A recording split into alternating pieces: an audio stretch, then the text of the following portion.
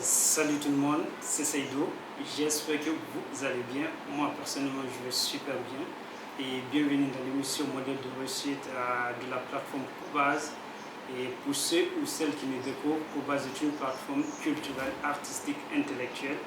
Et on fait différents types d'émissions, à savoir des émissions modèles de réussite, telles que l'émission d'aujourd'hui, des émissions d'actualité artistique. Et on fait aussi des émissions talk show, débat avec des jeunes, tout ça. Et aujourd'hui, nous avons une invitée très spéciale, une grande célébrité, une personne qui a fait ses preuves ici en Guinée, en Afrique et un peu partout. Et nous avons le grand Moussa Mbaye.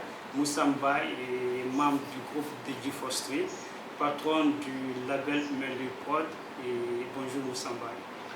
Bonjour, Seydou. Enchanté. Et du coup, sans trop tarder, on commence juste après le générique. C'est parti.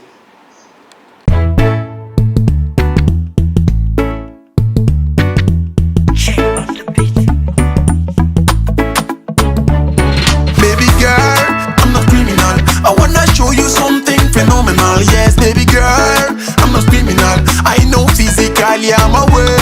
Baby girl, I'm not criminal. I wanna show you something phenomenal. Yes, baby girl, I'm not criminal. I know physically I'm aware. Hey, hey, hey. I'm sorry, baby mama. Hey, hey, hey, yo.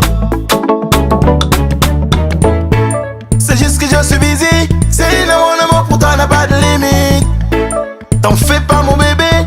Toi et moi, the sky is the limit. Baby boo, never Ikadinye, never Baby girl, Ikadinye, never Ikadinye. Hey baby. The cheeky girl, come wine it. Nerena kuye na fore. Matemedi. Ok, Moussa Mbaye, parle-nous de ton parcours qui est impressionnant. Bah écoute, le parcours, Moussa Mbaye est un jeune de Boulbiné qui a grandi sans son père. Donc j'ai perdu mon père à l'âge de 6 ans. Ma mère était mon modèle. Okay. Moi j'ai vu ma mère avec 7 enfants et s'est battue tous les jours pour qu'on ne sente jamais qu'on n'a pas un père. Donc elle a travaillé très dur pour notre éducation, pour notre réussite. Et puis ensuite, moi et mon frère et Moussa Kamara, on a lancé le groupe de DJ Fostry. Et puis voilà, on a commencé tout petit, c'était pour s'amuser au début. Et puis petit à petit, ça a pris du sérieux. Et puis on a participé à un concours qui s'appelait Rap Poussin, dans lequel on est sorti premier sur 250 candidats. Et puis après Rap Poussin, c'est au Rap Poussin qu'on a rencontré les gens de la saga hip-hop et puis on est devenus des potes. Finalement, ils sortaient leur compilation, on a été dessus avec la première version de Je veux ton amour. Et puis ça a eu du buzz. Ensuite, on a dit pourquoi pas ne pas aller faire un album. Et voilà. 2001, c'est Machallah qui suit. Donc un gros succès. Les 3 premiers mois, on a fait 50 000 exemplaires. Ensuite, quelques mois plus tard, c'était 79 000 exemplaires. Finalement, 100 000 exemplaires. Pour nous, Machallah a été une grosse expérience parce que ça nous a permis de découvrir toute la Guinée. On a été en tournée dans toute la Guinée, les villes, les villages. Et puis aussi, ça nous a permis aussi que le public nous découvre. Ensuite, la collaboration avec Silla Tigi, donc Positive Vibes Crew. On a sorti l'album jusqu'au bout.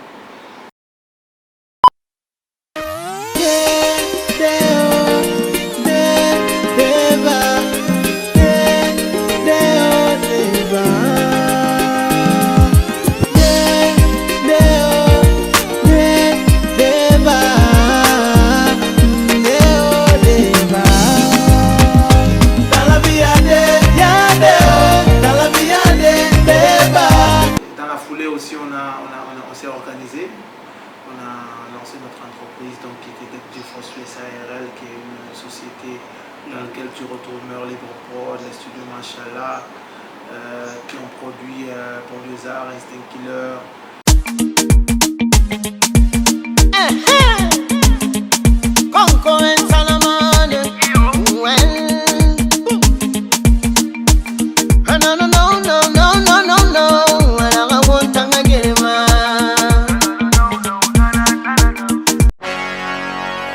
Yeah man, Instant Killer, Imakolo, Jar Jarbo. Et d'autres, hein.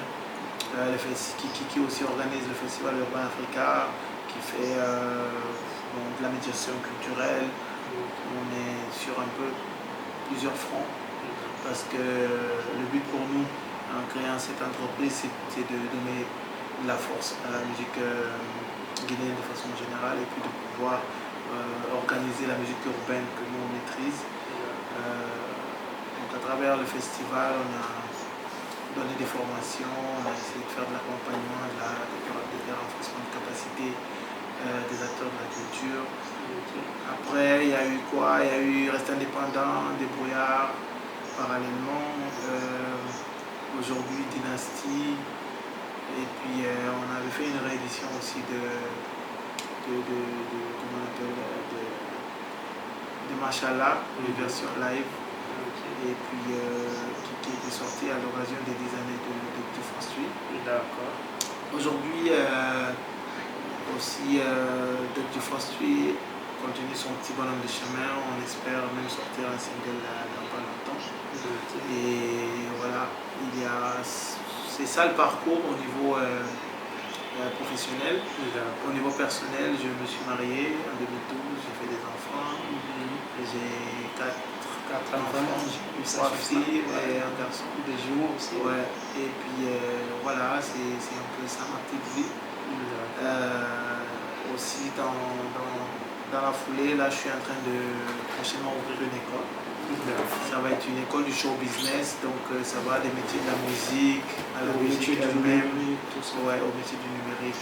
Donc ça va être, il y a des programmes en cinéma et télévision, dans ce que tu fais. Il y a une formation en gestion d'entreprise culturelle, en gestion artistique, événementielle, production, organisation de spectacles, un peu de tout ce qui concerne les métiers de la musique. Donc voilà un peu le projet actuel sur lequel je travaille pour moi personnellement. D'accord. Du coup, Moussa Mbaye artiste, Moussa Mbaye patron de label, et d'où t'es traversé l'idée d'ouvrir ton propre entreprise, tout ça? Bon, c'était un passage obligatoire parce que déjà à la base le hip-hop, nous on est parti du hip-hop. Aujourd'hui on dit la musique urbaine, mais c'était le hip-hop. Et les acteurs du hip-hop sont très entrepreneurs. Dès au départ, tu fais le hip-hop, tu sais que tu vas avoir ton studio. Ou bien peut-être ton petit home studio à la maison pour travailler. Tu sais que tu vas t'autoproduire, tu es ton propre producteur, tu es ton propre manager pour un début. Avec le temps, tu vas t'organiser, tu vas tomber sur un jeune qui est correct et qui va être ton manager. Mais souvent, c'est l'artiste du hip-hop même qui forme son propre manager et qui le façonne pour qu'il puisse gérer ses affaires. Parce qu'il est important que tu détaches l'artiste du manager, parce que sinon ça ne fonctionne pas les deux. Et puis donc c'était un passage obligé que même quand tu regardes dans la sous-région, au Sénégal, les plus grosses télés ont été créées et les premiers travailleurs c'était les gens du hip-hop, parce que c'est les gens du hip-hop qui sont allés se former pour apprendre à filmer, à monter, à faire des clips, à faire... Donc ici aussi c'est la même chose. Chez Espace, tu as Gando qui était un rappeur qui aujourd'hui est un des plus grands réalisateurs de la Guinée, tu vois, qui a été se former à l'international, qui est revenu et puis qui donc c'est pour te dire que c'est un passage obligé. Pour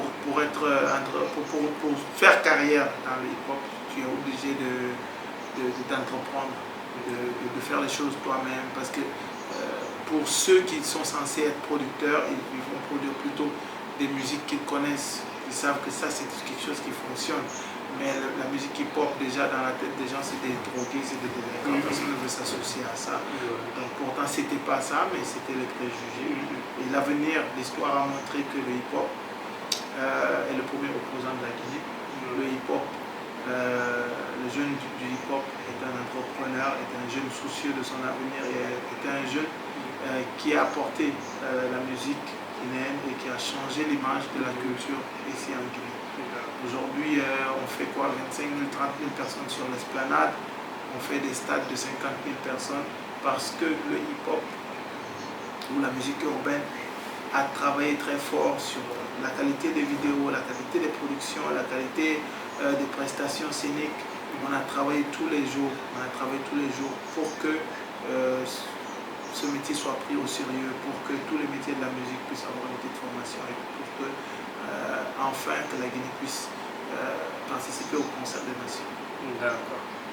Et du coup, pendant toute ta carrière, quelles sont les difficultés qui t'ont beaucoup plus marqué? Parce que je me dis forcément tu dois y avoir, tu as dû rencontrer pas mal. Écoute, les premières difficultés que nous on a rencontrées, c'était tout au début parce que nos parents voulaient qu'on aille à l'école, donc ils ne comprenaient pas qu'on est en train de porter de gros baguilles, de gros jeans et puis qu'on va sortir dehors, on est très jeune, parce qu'on a commencé très très jeune, donc ils ne comprenaient pas qu'on décide de faire la musique, qu'on consacre 2-3 heures de temps de la journée en train de crier dans la maison, qu'on répète. Donc ils ne comprenaient pas. Tout de suite, c'était le premier problème auquel on a été confronté.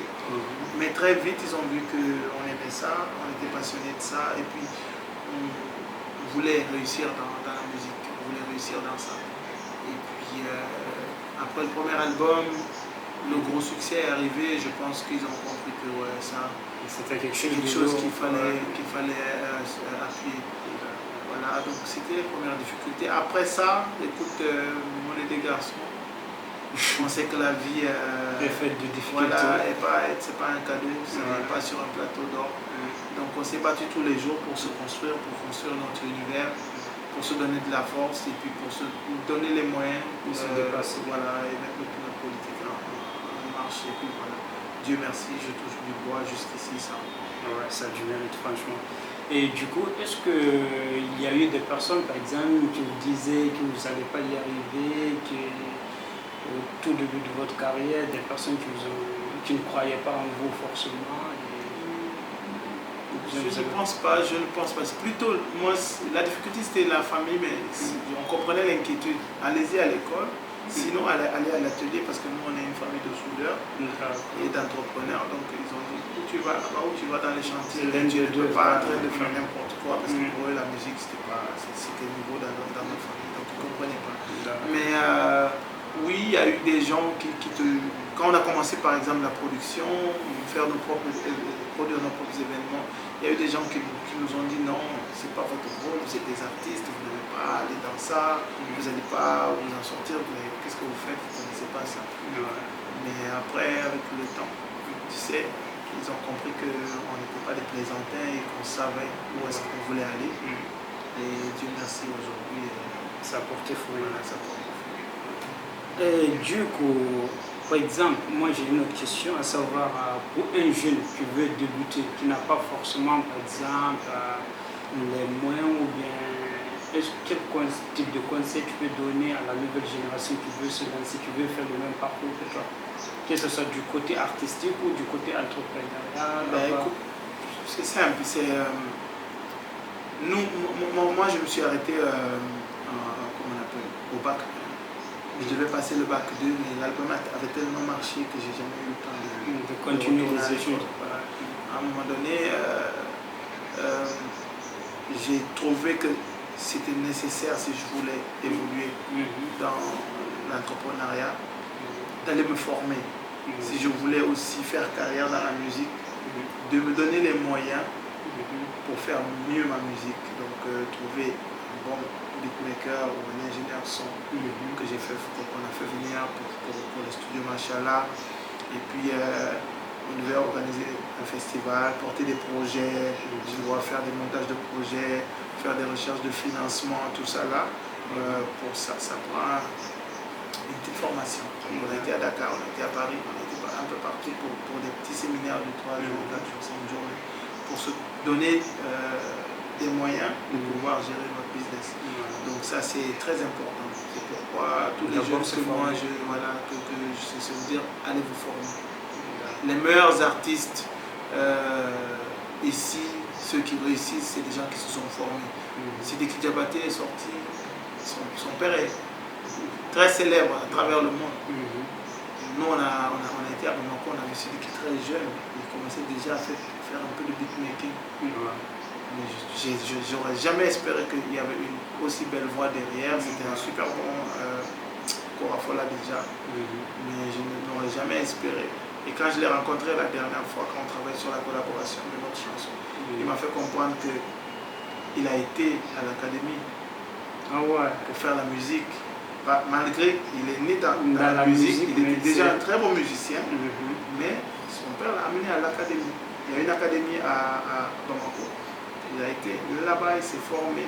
Donc c'est pas étonnant qu'aujourd'hui, et si on te dit que c'est lui qui fait sa musique, qui enregistre, qui mixe, qui fait tout, et qui distribue, et tu peux pas comprendre. Baby girl, hey baby.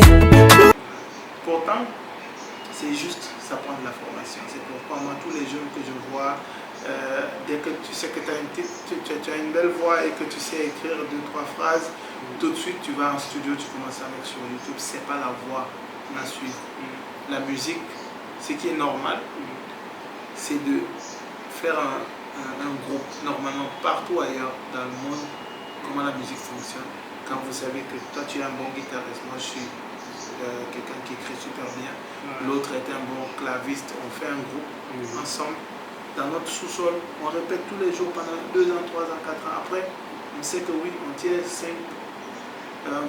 50 minutes de show ou 20 minutes de show. On commence à aller dans les bars, dans les trucs, mais tout ça, c'est de la formation. On tourne 2 ans, 3 ans, 4 ans, 5 ans. On sait que oui, les chansons là, on les a tellement rodées, tout le monde, même le gars qui chantait, il est à 4 ans, 5 ans, il est devenu meilleur chanteur. On va enregistrer. C'est comme ça que les orchestres nationaux ici, tout le monde, c'était ça la logique. Aujourd'hui, ça a changé. Il y a des studios partout, même avec ton ordinateur, même avec ta tablette, ton téléphone, tu peux faire un studio et puis enregistrer. Rien qu'avec Garage comme application, tu peux enregistrer une musique, tu mets un instrument et puis tu enregistres la voix. Donc ça s'est démocratisé, mais c'est pas pour autant que si tu veux réussir, si tu veux le faire de façon professionnelle, tu ne peux pas courir. Tu es obligé d'aller étape par étape et puis voilà, de faire la formation qui va avec. Du coup, est-ce que par exemple le manque de moyens financiers, d'après toi, c'est une raison pour ne pas poursuivre ses rêves ou ses ambitions? Écoute, moi je suis né d'une famille modeste. Comme je te disais au départ, mon père est décédé, moi j'avais 6 ans, il était 7 à la maison. Donc j'ai jamais demandé à ma mère de m'aider. J'étais élève quand on allait en studio pour enregistrer notre premier album. On était tous au lycée, on n'avait pas beaucoup de monde. On a vendu nos chaussures, on s'est démerdé, on a économisé, tu vois, on s'est démerdé. Parfois je suis allé à l'atelier faire des bricoles pour pouvoir se donner les moyens de faire notre projet. Et après ça, quand on a sorti notre premier album, c'était un gros succès médiatique, mais le finance n'a pas suivi. Malgré ça, on a fait les studios Machallah, on a fait le label. Comment on a été voir une dame qui nous a dit mon espace, je le loue à 100 000 par mois. On a dit ok, on prend l'espace et puis on a payé une avance sur une année. C'est des petites sous qu'on a eu à gauche, à droite, qu'on a économisé tous les jours. Et puis on est allé. C'était un endroit vide. On est venu brique par brique. Ça nous a pris 2 années pour faire votre studio. Notre studio, c'est une chambre au salon. 2 années, tous les jours, on achète un peu de briques, un peu de ciment, on débrouille avec le gars, parfois le maçon. On lui dit aujourd'hui tu vas travailler, on ne te payera pas. Et puis, quand on a un peu d'argent, 200 000, 300 000, on a acheté un micro par-ci, on a acheté un câble par-là, et puis ça nous a pris du temps. Après, mais on est arrivé à faire ce qu'on a à faire. En fait, il faut avoir des priorités, il faut avoir des objectifs. Et puis, il faut être focalisé sur il faut être focalisé sur tes objectifs et puis y croire. C'est surtout croire en ton rêve. Parce que quand tu n'y crois pas, tu vas dire que oui, ça ne se fera pas. Mais si tu sais que c'est un projet qui te tient à cœur, et surtout, quand un projet te tient à cœur, la première chose c'est est-ce que c'est faisable? Oui, c'est faisable. Après, est-ce que c'est rentable? Oui ou non, c'est rentable. Ok. Après, aujourd'hui, plus loin, c'est pas est-ce que c'est rentable. YouTube, Ouais, ça rémunère. YouTube, non, YouTube, je veux dire, à vue d'œil comme ça, toi et moi, on va sur YouTube, on ne paye pas pour regarder les vidéos. Ouais, c'est clair. Ouais. Le dernier clip de Del Jefferson, de Rihanna, de trucs, quand ça sort sur YouTube, tout de suite, on a tous accès gratuitement. Gratuitement, ouais, c'est vrai. Tu comprends? Donc, c'est aussi l'autre truc, comment YouTube a fait. Supposons que YouTube, c'est un jeune Guinéen qui a lancé ça. Comment il a fait? Qu'est-ce qu'il fait? Pourquoi il donne gratuitement? Comment il a fait? En fait, YouTube sait qu'il y a beaucoup de plateformes qui font des choses gratuitement. Donc YouTube, au lieu de dire aux gens, vous payez pour venir écouter la musique, c'est pas ce qu'il a fait. Il a dit aux artistes, vous mettez, si les gens regardent, je vous payerai. Et puis il est allé voir d'autres sociétés, comme n'importe quelle société, pour leur dire, tu vois, pour leur dire, ok, moi, j'ai le monde entier qui regarde les vidéos chez moi. Puisque vous vendez des oranges, vous vendez des biscuits, vous vendez des habits, venez, je mets votre publicité dans les clips, entre deux clips, parfois j'arrête un clip et puis je passe votre publicité dedans. Parce que l'autre regarde gratuitement. Donc, YouTube prend l'argent, pas avec les utilisateurs, mais avec les diffuseurs. Donc, le tout, c'est de savoir à qui tu veux vendre ton projet. Ça, c'est très important. Voilà. Quand tu démarres un truc, il est très important de se dire, ok, voilà mon projet, mais comment je veux que ça puisse me payer? Comment est-ce que ça puisse me rapporter quelque chose? Donc, moi, ce que je dis aux jeunes toujours, c'est pourquoi la formation est la clé. C'est la base. C'est la clé de tous les rêves du monde. Il faut se former. Si on sait qu'on n'a pas accès aux formations, il faut aller vers des consultants. C'est des gens qui connaissent ce que tu veux faire et qui peuvent prendre 2, 5, 10 minutes, quitte à leur payer, pour t'aider à réaliser ton rêve. Voilà. Super. Et du coup, par exemple, en juin 2014, lors d'un de vos événements que vous avez organisé à la page du Rock Bané, qui avait causé la mort à 33 jeunes, qui reposent tous en paix. Comment vous avez pu surmonter ce moindre événement? Parce que j'imagine bien que ça ne devait pas être facile pour vous. Écoute, ce n'est toujours pas facile, mais je pense que personne ne peut remonter ce genre de malheur. On vit tous les jours avec ça. Parce que c'est beaucoup de familles endeuillées, c'est beaucoup de jeunes, c'est beaucoup d'avenir, de rêves qui sont coupés court. Et pourtant des jeunes qui sont venus nous supporter, nous soutenir, nous accompagner. Ils ont été là à toutes les étapes de notre carrière, tout ça, oui. Donc ça c'est des choses qu'on ne peut pas. C'est des choses jusqu'à présent qui sont difficiles. C'est encore difficile. Mais c'est ce que Dieu a voulu et puis on est de bons musulmans. On croit en Dieu, on croit. Et voilà. Donc on continue. C'est ça. On continue d'avancer. Parce que c'est ça aussi la vie. Ouais, c'est tout ça. Du coup, on le dit souvent ici en Afrique et en Guinée et au Sénégal un peu partout que la musique ça ne paye pas. Du coup, moi je me dis quelle est une véritable source de revenus des artistes de façon générale en Afrique, en sachant que le streaming ici, la population ne stream pas. Comment font les artistes réellement pour pouvoir tenir avec ça? Écoute, c'est vrai la musique, je vais peindre un peu le paysage. Avant on avait les cassettes. Après les cassettes c'est mort, est venu le CD c'est mort. Aujourd'hui tu n'as même plus de voitures qui se fabriquent avec des CD, des lecteurs CD. Donc ça c'est mort. Ce qui reste c'est le téléphone, les trucs. Donc ça pour l'instant, ça veut dire acheter par internet. Donc sur le streaming, sur achat tout court, sur iTunes et tout, consoles.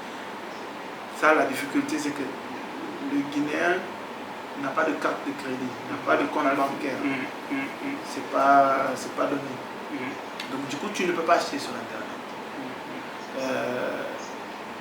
Et puis, qu'est-ce qui se passe, c'est que, donc du coup, ici en Guinée, depuis, on va dire, presque 6-7 ans, il n'y a plus de CD qui se vendent, parce qu'il n'y a plus de lecteurs CD qui courent. Et puis, donc oui, le marché du disque, ici, on peut dire, pour l'instant, c'est mort. Mais l'alternative, c'est le live.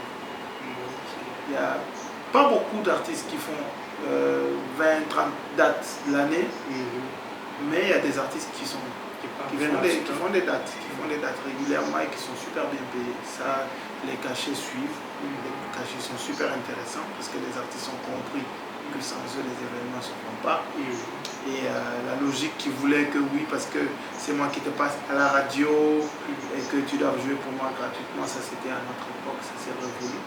Aujourd'hui, on paye pour la publicité, on paye pour les choses. Donc quand quelqu'un veut utiliser un artiste, tu vas devoir aligner les sous. Donc les choses ont changé, les mentalités ont changé et heureusement, il y a beaucoup d'espaces de diffusion qui permettent que les artistes s'épanouissent et puis donc, le live fonctionne. Même à l'international, les gros artistes, le streaming, c'est pas aussi rentable que ça a l'air. Donc même pour l'international, même pour les plus grandes stars au monde, c'est le live qui paye. C'est le spectacle, qui vraiment paye vraiment. D'accord. L'autre question, c'est de savoir, est-ce que votre label Mail de Prod, il est ouvert par exemple à d'autres artistes hors du continent africain qui vivent par exemple en Europe, au Canada, tout ça, ou vous restez purement... Pour l'instant, nous, on travaille fort sur la Guinée. C'est notre marché. Et le label, l'esprit, c'est de pouvoir sortir la Guinée de l'ornière, de pouvoir travailler beaucoup sur la culture guinéenne. Donc c'est ça on est spécialisé sur ça, sur la musique jeune. Maintenant, oui, il arrive que si ça évolue et que les choses se passent bien, on a des artistes qu'on peut développer. On a déjà des artistes qu'on développe sur le Canada, un peu sur l'Europe, avec qui on travaille. Mais ça reste que c'est des artistes d'origine guinéenne, tu vois. Il y a certains artistes sénégalais sur lesquels on a travaillé, mais ce n'est pas des projets pour ici, donc c'est des projets qui se proposent au Sénégal. Oui, on travaille avec aussi plein d'artistes, pas forcément en tant que, comme étant en production avec eux, mais c'est de la consultance, c'est des artistes qui ont besoin de notre expertise, qui ont besoin de notre savoir-faire, et puis qu'on accompagne. Il y a plein de projets sur lesquels on est travaillé. D'accord, mais quand même vous restez ouvert aux autres artistes? Oui, bien sûr, on est ouvert, définitivement. D'accord. Et du coup, vos relations aussi avec les autres artistes de la sous-région, ça se passe comment? Écoute, après 20 années, on a du monde, on a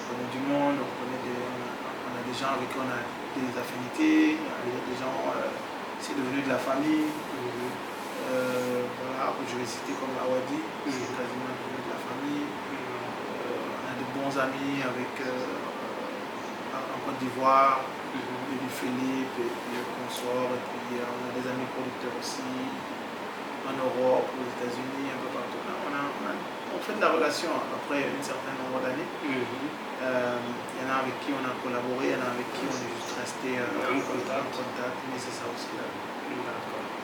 Et du coup, est-ce que de nos jours, vous avez par exemple des rêves que vous n'avez pas réalisés, par exemple de futur avec d'autres artistes, que ce soit des artistes américains ou rappeurs français, que vous aimeriez bien le faire? Alors, moi, mon featuring, aujourd'hui, que je voudrais faire, c'est avec MHD. Espérons qu'il revienne très très fort en 2021. Il faut qu'il revienne. Moi, c'est un jeune que je n'ai pas rencontré, mais que je porte beaucoup dans mon cœur, parce qu'à la base, c'est un jeune Guinéen. Et puis, c'est quelqu'un qui a cru en son rêve, et puis qui est parti de rien, et qui aujourd'hui est devenu une icône. Il est arrivé ce qui est arrivé, c'est déplorable.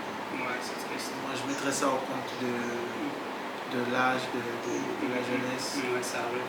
Et je pense qu'il a appris la plus grande leçon de sa vie. Exactement. Mais il faut que tu reviennes. Et moi, je t'ai attendu. Hein. Ok. Et du coup, pour finir, un dernier mot. Écoutez, on ne dira jamais le dernier mot parce que je tiens encore à faire beaucoup de choses. Donc j'espère que je vais revenir dans cette émission. J'ai vu les débuts de ça il y a 2 ou 3 ans. Je sais que tu as continué à te battre. Je dirais bon courage et je dirais à tous ceux qui regardent cette émission de continuer à suivre parce qu'il y a beaucoup de bonnes choses qui arrivent. Merci. En tout cas, grand merci à mon frère Moussa Mbaye. Franchement, il a beaucoup fait pour moi et sincèrement, il a été l'une des toutes premières personnes à me conseiller et je l'ai connu par le canal de mon frère Barry depuis Paris. Il a beaucoup contribué et franchement, un grand merci à lui. C'est une personne très bien. Je ne cesserai jamais de le dire. Il fut l'une des toutes premières personnes à me consulter, à me conseiller, à me donner conseil. Et merci et on se dit à très bientôt. Au revoir.